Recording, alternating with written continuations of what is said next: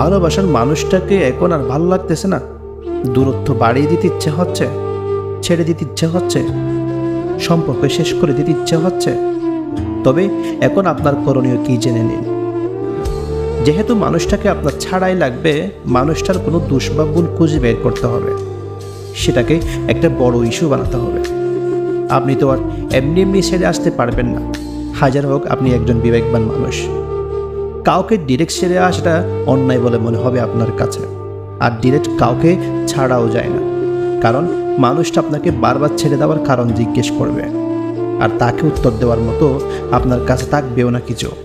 কাজেই আপনাকে যেটা করতে হবে, মানুষটাকে আপনার অনবরত ইগনোর করা শুরু করতে হবে।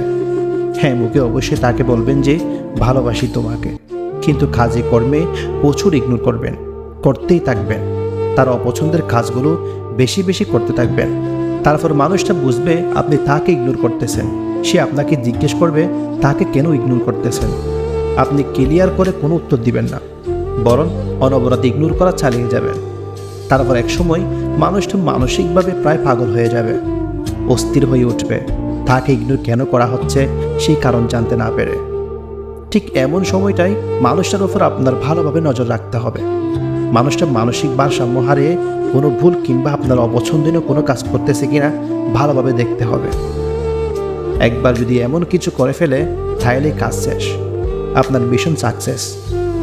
তারপর মানুষটারে তার ভুলটার জন্যে ধরবেন, এমন অ্যাক্টিং করবেন যেন সে আপনার বিশ্বাসে আঘাত দিয়েছে, আপনাকে অনেক বেশি কষ্ট দিয়েছে, আপনার প্রতি তার কোনো ভালোবাসাই নেই। মানুষটাও তখন ভেবাচেকা খেয়ে যাবে, সে আসলে ভুল কোনো কাজ করে ফেললো তাই।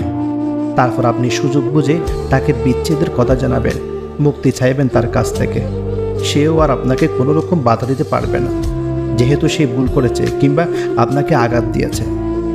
তো সবশেষে সফলভাবে একটা সম্পর্কের সমাপ্তি ঘটাতে সক্ষম হবেন আপনি।